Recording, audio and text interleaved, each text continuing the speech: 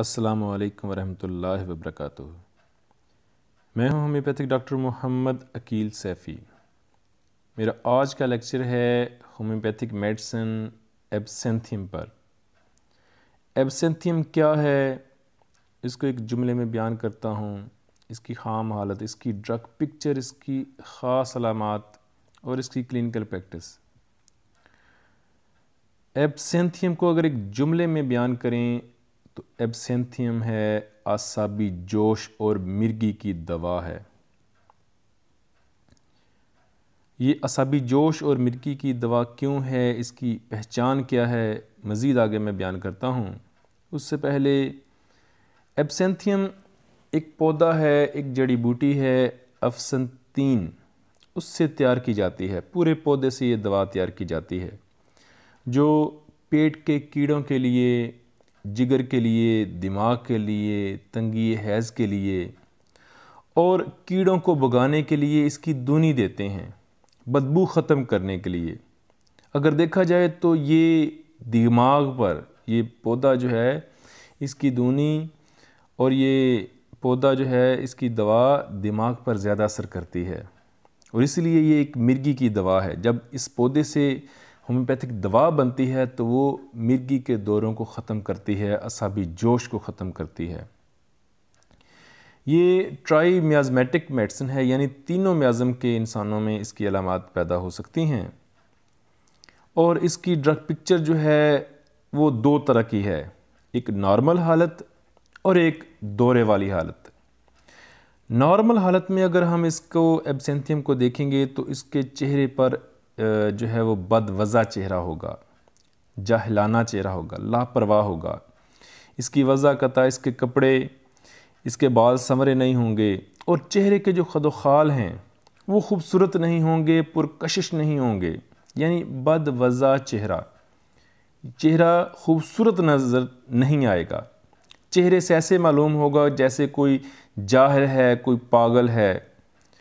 تو اس کے علاوہ یعنی چہرے سے، نارمل حالت میں چہرے سے جاہلانہ چہرہ نظر آتا ہے، اور جب اس کو دورہ پڑتا ہے تو دورے کی حالت میں اس کا چہرہ نیلا ہو جاتا ہے، آنکھوں کی پتلیاں پھیل جاتی ہیں، اس کے پاؤں ٹھنڈے ہوتے ہیں، اور سر کے پیچھے یہ درد کی شکایت کرتا ہے دورے کی حالت میں، دورے کے بعد۔ اگر اس کے مزاج کو دیکھا جائے تو یہ خود تو بیان نہیں کرتا، اپنے بارے میں زیادہ نہیں بتاتا، لیکن جو اس کے ساتھ آئے گا، اس کا بھائی، اس کا بیٹا، اس کا دوست، اس کا باپ، تو وہ یہ بتائے گا کہ اس سے اگر پوچھیں گے یہ کیسا ہے تو وہ بتائے گا یہ بہت غصہ کرتا ہے، یہ بہت لڑائی جھگڑا کرتا ہے، یہ مارتا ہے، یہ تشدد کرتا ہے۔ اس دوا کی جو علامات ہیں وہ بھی بہت زیادہ غصہ کرنے سے، جھگڑا کرنے کے بعد اس کو مرگی کے دورے پڑتے ہیں، یا کھمبی کھانے کے بعد اس کو مرگی کے دورے پڑتے ہیں۔ اس کے اندر یہ اعصابی جوش پیدا ہوتا ہے۔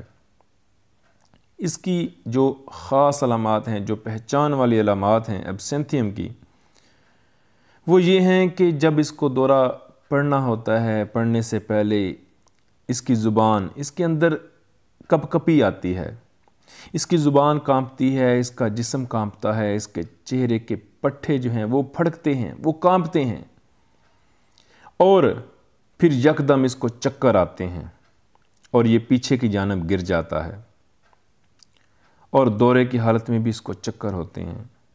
اس کے جبڑے جو ہیں وہ جام ہو جاتے ہیں، منہ بند ہو جاتا ہے، اپنی زبان کو کاٹ لیتا ہے اور منہ سے جاگ نکلتی ہے، جیسے مرگی کے عام مریضوں کے اندر یہ چیز ہوتی ہے۔ یعنی جبڑے کا جام ہونا، زبان کاٹنا، جاگ نکلنا، یہ تو ہر مرگی کے مریض کے اندر ہوتی ہے، لیکن یہ کانپنا، یہ جسم کا، یہ زبان کا، یہ چہرے کا، یہ اندر سے کانپنا اور سر چکر آنا اور پھر پیچھے کی جانب گرنا، یہ ایک مخصوص علامات ہیں۔ اور اس کے بعد، دورے کے بعد، اس کا حافظہ جو ہے وہ یا تو بہت کمزور ہو جاتا ہے یا بالکل ختم ہو جاتا ہے۔ کچھ دیر کے لیے اس کو حافظہ اس کا ختم ہو جاتا ہے، پھر آہستہ آہستہ اس کا حافظہ جو ہے وہ دوبارہ واپس آتا ہے۔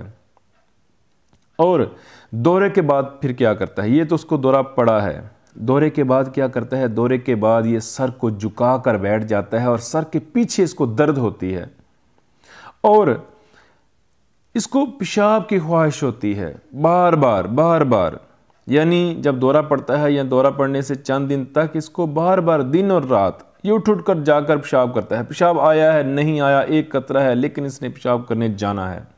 اس کے پاؤں ٹھنڈے رہتے ہیں. یہ اس کی مخصوص علامات ہیں، یعنی سر کا پیچھے درد ہونا اور پیشاب کی بہت زیادہ خواہش ہونا، پاؤں ٹھنڈے ہونا، چہرہ نیلا ہونا، بد وضع ہونا. اس کی علامات جو ہیں وہ بہت ساری دوسری ادویات کے ساتھ بھی ملتی ہیں، خاص طور پر بیلاڈونا کے ساتھ بھی اس کی علامات ملتی ہیں. جیسے غصہ ہے، اس کا مزاج ہے غصہ، لڑائی جھگڑا، تشدد. لیکن بیلاڈونا کا چہرہ سرخ ہوتا ہے، اس کا چہرہ نیلا ہوتا ہے.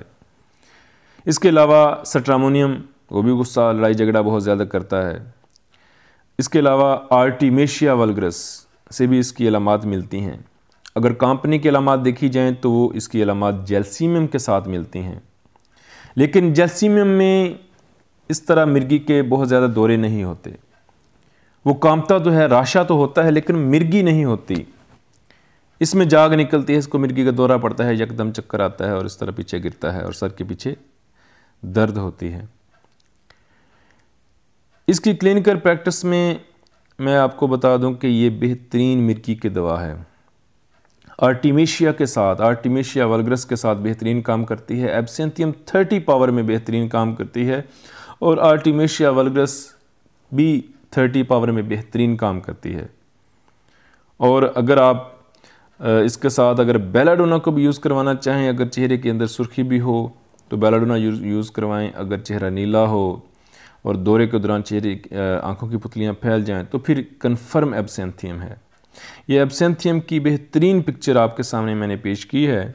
مجھے امید ہے کہ یہ پکچر آپ کو ذہن نشین رہے گی اور میں نے اس کا رزلٹ لیا ہے. میرے بہت سارے دوستوں نے ایبسینتھیم کا رزلٹ لیا ہے اور مرگی میں اگر پیشنٹ کلیئر اس کی علامات کا ہو تو ایبسینتھیم 30 اس کی مرگی کے دورے ختم کر دیتی ہے.